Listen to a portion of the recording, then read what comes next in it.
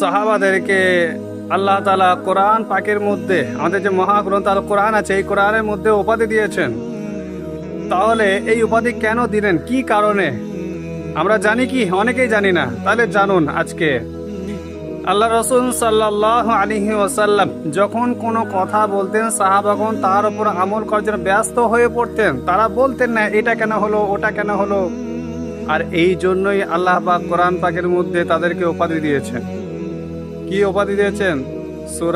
সূরাতুল বাইয়িনার মধ্যে বলা হয়েছে 30 পারার মধ্যে, রাদিয়াল্লাহু আনহুম ওয়া রাযু আন, যে আল্লাহ তাআলা তাদের প্রতি সন্তুষ্ট এবং তারা আল্লাহর প্রতি সন্তুষ্ট।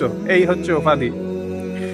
আল্লাহ রাসূল সাল্লাল্লাহু আলাইহি সাল্লাম বলেছেন, আমার সাহাবাগণ হচ্ছে নক্ষত্রের মতো, তোমরা যাকে অনুসরণ করবে সঠিক পথ পেয়ে যাবে।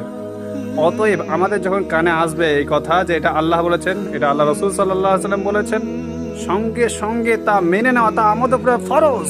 যদি আমরা মানতে না পারি তাহলে আমাদের স্থান, আমাদের জায়গাটা কোথায় হবে একটু ভেবে দেখি ভাই, একটু ভেবে দেখি ভাই। অতএব সকলেই ভালো থাকবেন। এরকম ভালো ভালো ইসলামিক কথা শোনার জন্য চ্যানেলটিকে ফলো করুন, সাবস্ক্রাইব করুন এবং অন্যদের কাছে পৌঁছে দিন, যাতে করে এইসব ভালো ভালো কথা শুনতে পারে।